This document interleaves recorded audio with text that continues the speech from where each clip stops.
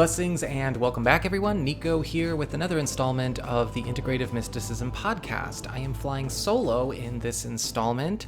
Rob is actually taking the second half of April off.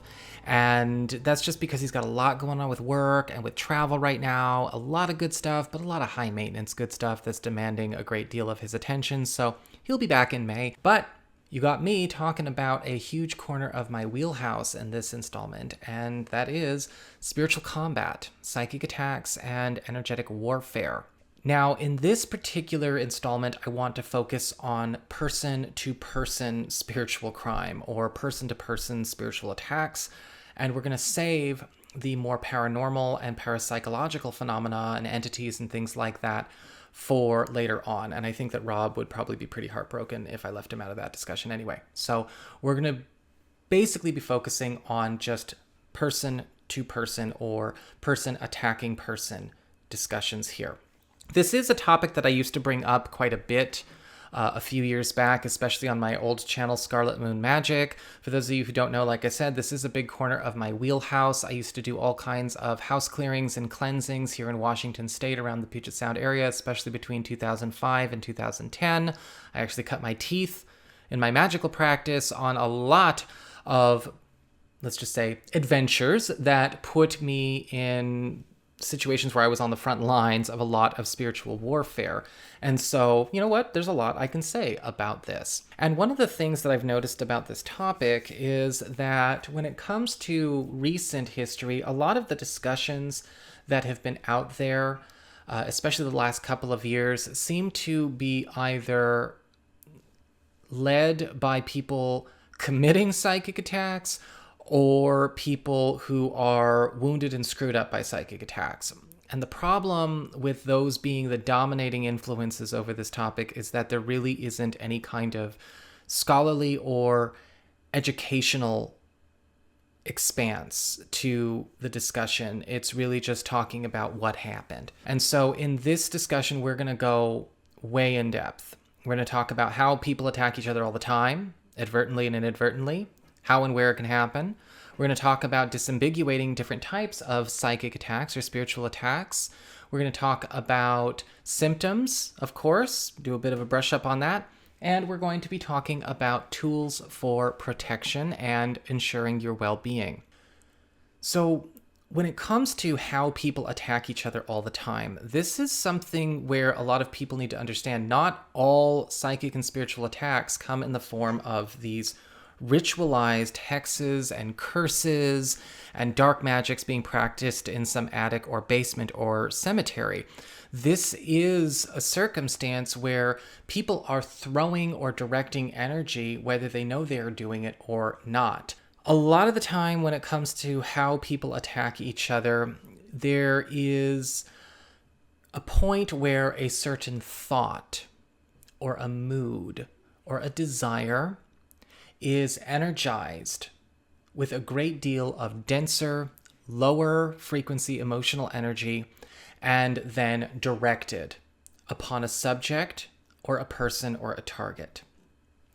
Now, we see a lot of this happen online. I think that actually because of the internet and because of social media, more psychic attacks are occurring now than there were when I first got started with my practice. You didn't really hear a whole lot about psychic vampires or, hexes and curses flying around. It was more of a rarity. It wasn't necessarily the fact that this sort of malaise was just kind of coming on almost like a weather pattern. But yes, social media and the internet can be rife with psychic attack situations. A lot of people may be a bit quick to dismiss that, but it's important to understand that the internet is a container and it's also a conduit of energy as well.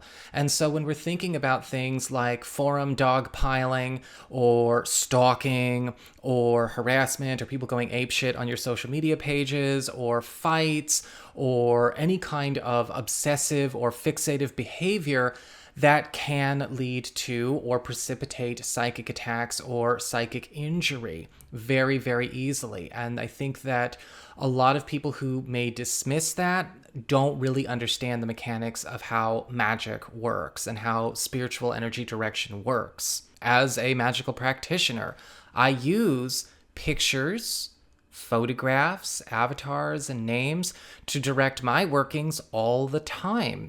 Positive workings, positive spells, protection spells, healing spells, money spells for people all the time. But I am focusing on something, whether it's something of theirs, or if I'm just holding the thought or the energy myself, that's fine. But I usually will include something to personalize it, even if it's just writing down their name. And we have this tool called social media, whatever social media it is, that makes it easier for anybody to focus and do that, whether they're doing it for positive reasons or not. And it doesn't matter if you are using a fake name or a fake avatar or a fake photo or anything along those lines. If it's yours, it's yours. And if you log on to it, it's a doorway to you and your space. And so I think that psychic and spiritual attacks are not only more prevalent, but the fact that they're more prevalent and the fact that people don't think it can happen online, even though that's the cause of its prevalence, is pretty concerning. When you are dealing with a psychic attack between people, you can usually break it down into two types of attacks. There's the direct burst damage, and then there's sort of the affliction or damage over time category. Yes, I am a gamer nerd, and I'm going to use those terms because I think they actually serve this purpose very, very well. Both types of attacks occur with an immense amount of focus and direction of, again, a dense, emotional, energetic current. And when they are employed, they can be sent through conduits, such as the internet, such as emails or phone calls or text messages. They can also, of course, be sent in person when our energy fields are interacting in a space, an office, a room, or even sent through dream state, through the astral. It really depends on how intense the attacker is and how much focus or fixation they are directing that energy current with. This is especially true when people tend to brood and stew and ruminate or latch emotionally, mentally, spiritually. It creates a channel for all of that intensity to flow through towards the subject or the target of the attack or the energy being cooked up. Sometimes you have people that are practiced, magicians or practiced witches or practiced priests or practiced healers that are able to pick up on who is doing the attack. But even if you are not practiced in these arts, you may also be able to pick up on who is maybe committing the attack or when the attack occurred. You just have to take some time to allow your intuition to develop and show you what happened or what is going on, when, and how. Now, before going a step further, I do want to mention that what we're going to talk about when it comes to symptoms or just breaking down these different types of psychic and spiritual attacks, sometimes these things can mirror or mimic the symptoms of physical or mental or psychiatric conditions that you do need to be aware of before going further. All right, it's very dangerous and very reckless to assume something is something it is not, or to bypass where we need to be taking personal responsibility. So we want to make sure when we are assessing our case or our situation that everything that we are working with as far as our physical and mental condition is concerned is what we understand it to be, its status quo, right? We have to make sure that everything there is taken into account before leaping into assuming something must be a hex or it must be a curse or a psychic vampire. Because sometimes these things can get agitated by spiritual attacks as well, but we have to keep in mind that if it's something that can also just happen or be triggered by events or things going on in our own lives that have nothing to do with psychic attacks, we don't want our attention to go where it shouldn't go or isn't best serving. I just wanted to get that out of the way. So let's talk about direct burst damage first. This is usually where there is some kind of blow up or projection or emission of energy intended to do harm. These are your psychic assaults, your big dumps, your hexes, and your evil eye type of situations. Typically, these are circumstances that are one-off. They happen when they happen, and they're intended or sent in such a way where they inflict some kind of injury, but the attack itself is really just more like a fireball or an energy bomb. It creates a lot of disruption, and it throws off a lot of homeostasis, but it is not something that goes on and on in perpetuity. These types of things will occur where there is maybe either an externalized or maybe a quiet blow up on the part of the attacker. Sometimes this is something that is extremely subtle, where all of the energy that is not being expressed is, in terms of mood or communication, is just being thrown telepathically or spiritually from energy field to energy field. And then the target of that attack is, getting holes in their aura, or there may be something throwing off the atmosphere of the room. It could be creating disruptions in all kinds of different corners of life or different, processes that you've got going on. This is the type of attack where it's very easy to recover from, and it's very easy to bounce back from. But if left unchecked, people don't tend to understand that the attack is over, and they may actually sit in the injury and allow things to get worse when they shouldn't. Typically with direct burst damage attacks as well, you will know when it occurred and where it happened, because it will throw you off in the moment you receive that attack. You may actually feel it in your energy systems, or you may notice that something has frazzled you in some way, or there has been this weird sort of momentary bad luck streak, or something has broken, or something has been completely thrown off course or gone into some kind of disarray. Usually these kinds of attacks also create a bit of an adrenaline spike. So these are not attacks that tend to drain or get you tired. They tend to wind you up or wind up everybody involved in the situation. And so this can be sometimes an attack that kind of blows up and then precipitates many blow-ups around. And this is sometimes where you see the dog piling or the big family fight or the office breakdown and all of that kind of stuff go on, because it just tends to continue and spread like a fire. But once the fire is out, the fire is out. This is also the type of attack where if you are not careful, you're going to be very quick to dismiss it, and you might miss where it came from and from who. And so you might leave yourself open to repeat challenges or repeat attacks if you're not careful. This is also the type of attack that has a tendency to throw things off course that you're trying to manifest, that you can recover. But again, if you dismiss it, if you throw it off, you might not be able to get it back as fast as you could.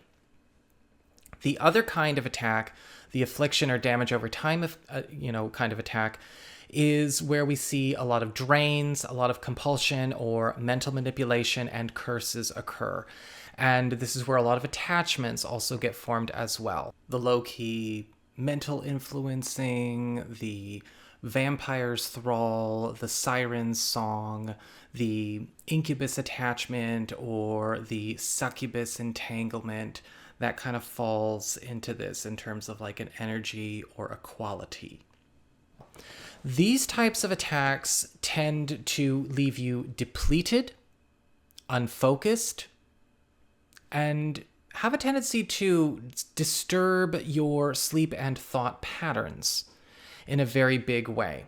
Because when affliction or damage over time types of psychic attacks occur, they happen when the attacker is, instead of throwing energy at the target, They are looking to affix themselves to the target, either insinuating themselves into the target's life or reality to call home or take over, or to drag the target into their reality to be ensnared in order to precipitate some kind of change with them.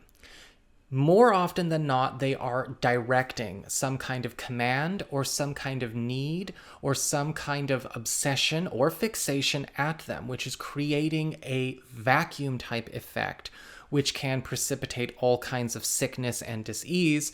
And what they are doing is they are ultimately draining and pulling all of the energy out of their target. It's a very destructive force, but it's very slow to start. And for a lot of people, this can be something that feels like a bit of an annoyance. Okay, I got a little bit drained. I got a little bit tired of this person, or I got a little bit tired of this interaction, or I'm feeling a bit loopy today. I'm not necessarily knowing what's going on with why I can't concentrate on this assignment.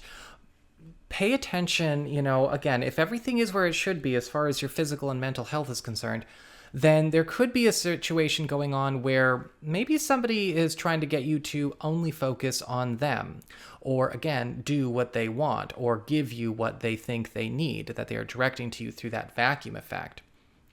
The curse effect occurs where all of the sudden energy is getting drained out of other aspects of your life. What is holding the atmosphere or your reality together will be losing a lot of its structure and a lot of its coherence, which left unchecked will then begin a course of destruction, starting with disorganization or disorientation, leading to stagnation, leading to decay. Because suddenly everything is revolving around trying to maintain that reality or that energetic state, while also having the affliction take the supply and sustain itself. Affliction and damage over time types of psychic attacks tend to come on slowly. So they're very difficult to catch in the very beginning, unlike the burst where you've just been hit. However, they do take a long time to also get established. So this person or the attacker will have had to have maybe attached or become fixated for a good while, usually a couple of weeks to a month, for you to notice what is going on or that something has gone wrong. If it's just a one-off annoyance or a one-off drain or a one-off bad day, that is not something to jump to conclusions with. But if you're noticing something consistently getting worse and more intense over time, you may have something there. And sometimes they can occur when a person's fixation or demand for your attention or energy, whether it be emotional energy or a resource that they desire or some kind of supply they're trying to extract from you, is at their greatest sense of need. And so you might not have it activate in their presence. They may have attached to you, but it activates at a weird time of day. It starts to disturb your sleep. So it's kind of hard to identify. It's like, I'm by myself right now, or everything was good, or none of these people are attacking me. I'm suddenly just getting very run down. I can't participate. Sometimes you'll also find that a certain person or a certain face or certain event keeps coming to mind around this particular drain or compulsion or curse. And that is usually a message from your guides trying to tell you this is who you need to detach from. Or this could be you intuitively picking up on messages or mental messages or psychic messages the attacker, the stalker, the obsessor is directing towards you. And the way to discern whether or not this is going to be something that is coming for you or coming at you is that when you are getting these messages, if you are getting perked up, or you are finding that the symptoms are subsiding, things are clearing, you're coming back into yourself, you're feeling better, then you are establishing connection with a being or a soul that is offsetting the damage being done. This is maybe a guide or an ally or somebody or something that is trying to help you fight this off. If you are getting images, however, or suggestions or mental messages that are actually making you feel worse and worse, more and more annoyed, feeling more of that oppression, then that is coming directly from this attacker. If left alone, you're going to be left with nothing but the curse and the person obsessed or fixated on you. So you need to take care of it quickly. How we go about dealing with this, or either of these types of attacks, is going to differ a little bit. When it comes to dealing with direct burst damage, the best cure is actually prevention. This is where we need to be focusing on more of our own spiritual and psychic protection so that we can mitigate any kind of damage or even deflect it so it does not throw us off, so that it does not create any kind of injury to ourselves or our space or anything that we have going on. The best way to deal with direct burst damage is to ultimately, yes, protect yourself. You can't really cleanse it away before it's occurred. So this is where you want to be bringing in, yes, your protective stones, your protective crystals, labradorite, black tourmaline, hematite, onyx. I love garnet for spiritual and psychic protection, especially when it comes to burst attacks. I actually can sense when people are trying to send me burst attacks, and it doesn't affect me. I've got my garnet ring here.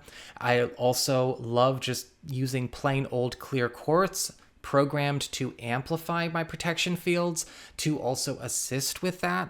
If you like herbs or incense, you like working with more aromatherapeutic types of tools, clove is my go-to for any kind of spiritual or psychic combat or protection. Clove is just tops. It is a bit more of a sword than a shield, however, and so you may want to bring in more enduring energy as well. If you like maybe juniper or cedar or pine, those are fabulous for sustaining protection. Those make fantastic shields. Cinnamon is a good middle of the road, as is rosemary. There are lots of protective herbs you can work with. And just in a quick emergency, you can, of course, hold your incense stick or put your hands over your oil burner, or maybe you want to use, a red candle or a white candle for protection. Purple can also work in a pinch, and simply allow your energy to activate that protective field around yourself, your loved ones, and your space. Visualizing, if you want to visualize a force field or a ball of light or some kind of hedge of protection, that is fantastic. Light your candle, light your incense. If you can get your hands on, say, like a pine-scented candle, all the better.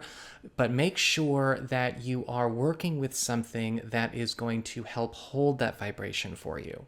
As I mentioned, when you're dealing with protecting yourself against burst attacks, you need something that's going to hold the vibration for a long time, so you may choose to also employ pouches, or maybe sprinkle the herbs around your house, or maybe keep a jar in a discreet place in your desk, at your office, however you want to do that there.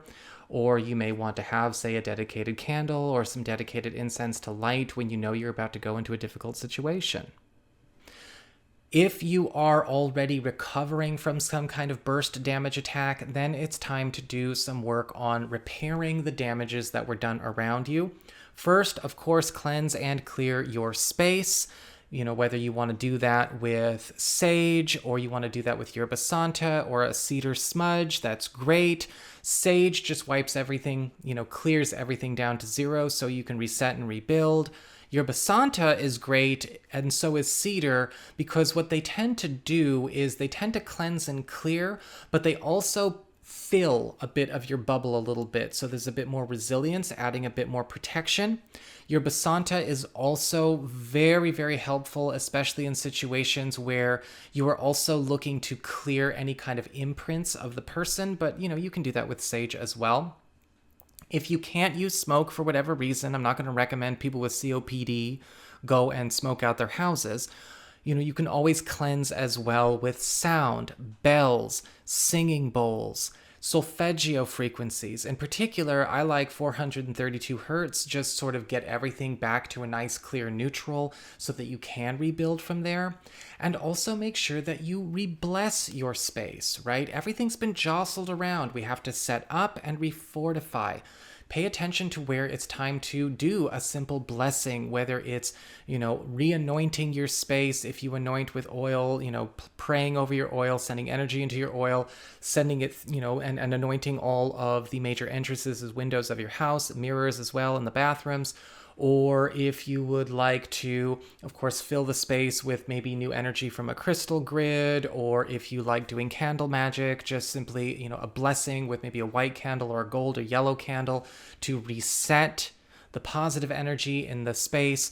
The faster you recover, you're going to see a lot of situations reverse as well.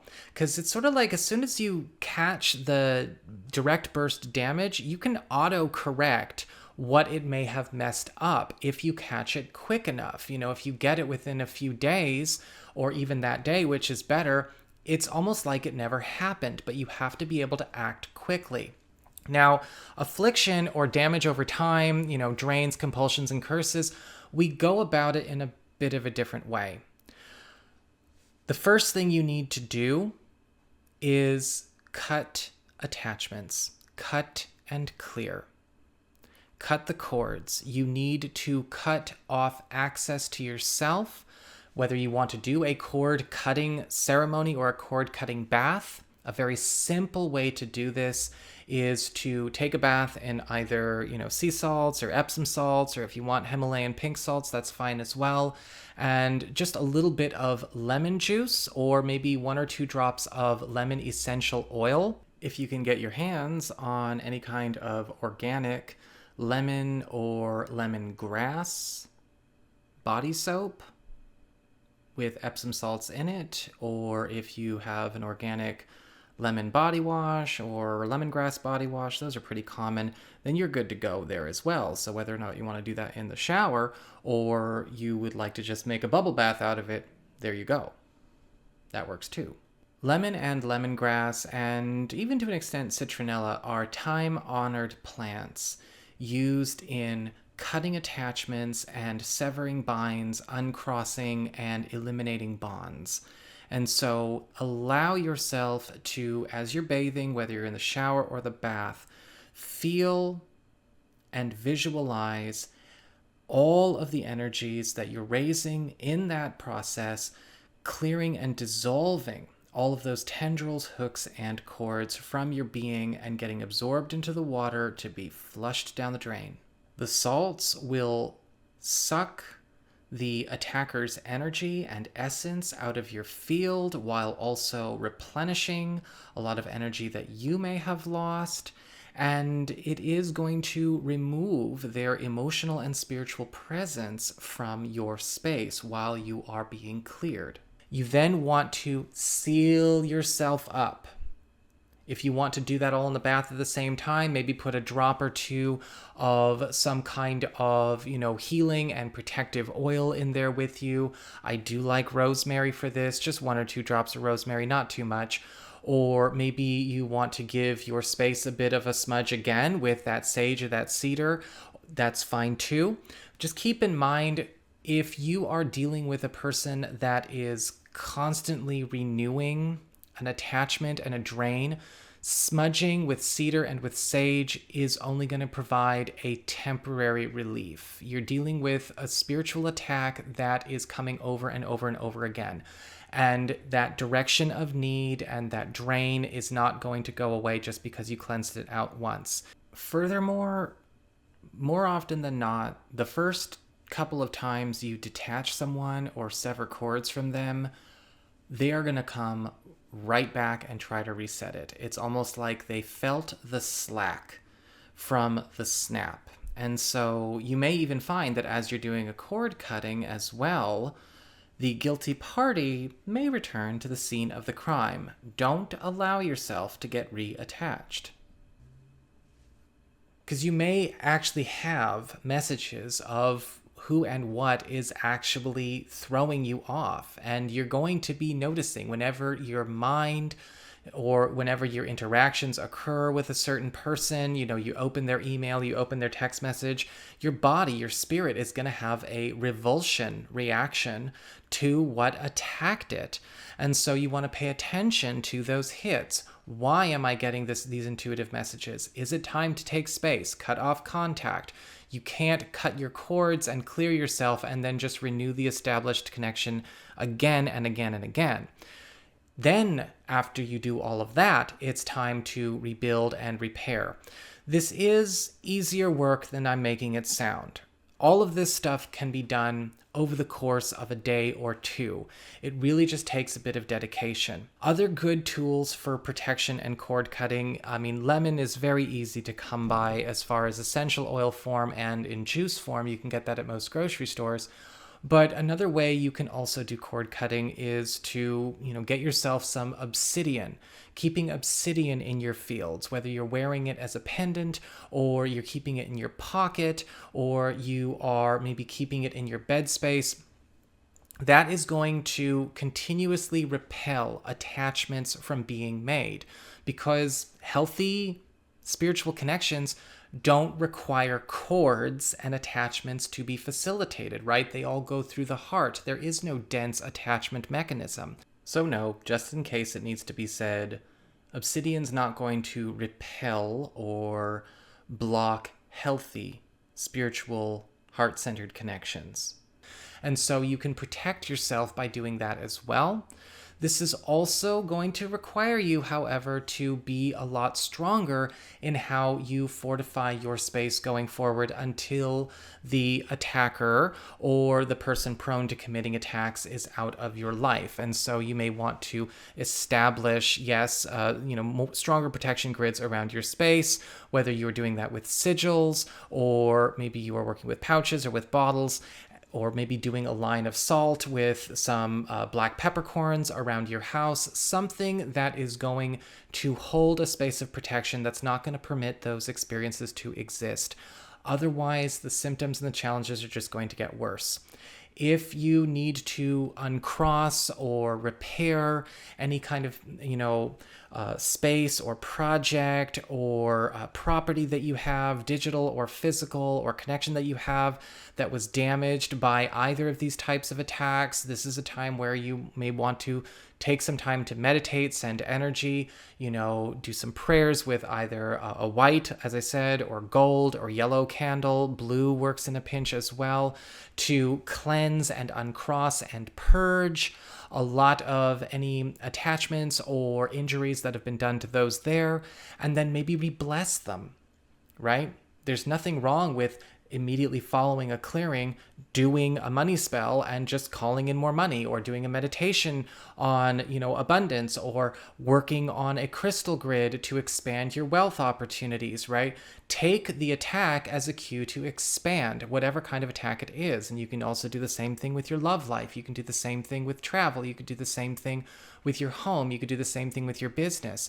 It's not something that you have to be terrified of. You just have to be ready to get to work. And when you do, you're going to find that this kind of thing, while it is, yes, dangerous and a bit of a nuisance, it's not something that is beyond your capacity to take care of. And watch out for letting yourself get intimidated. There are a lot of wounded, ignorant people out there claiming to be the most powerful him, ham, and blizz there ever was. And the truth is, that's all manipulation just to try and dissuade you from attempting to do something against their will or against their wishes. You still reserve the right to protect and own your space and take care of yourself.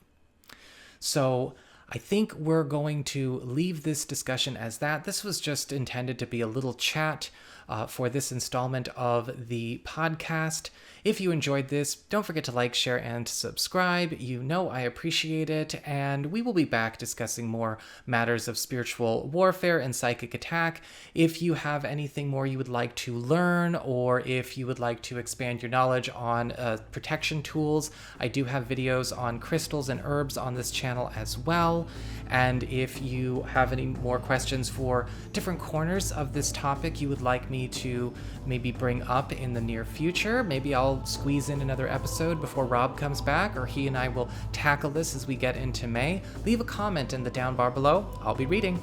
So you all take care, and thank you so much for dropping by, and I will see you all again soon.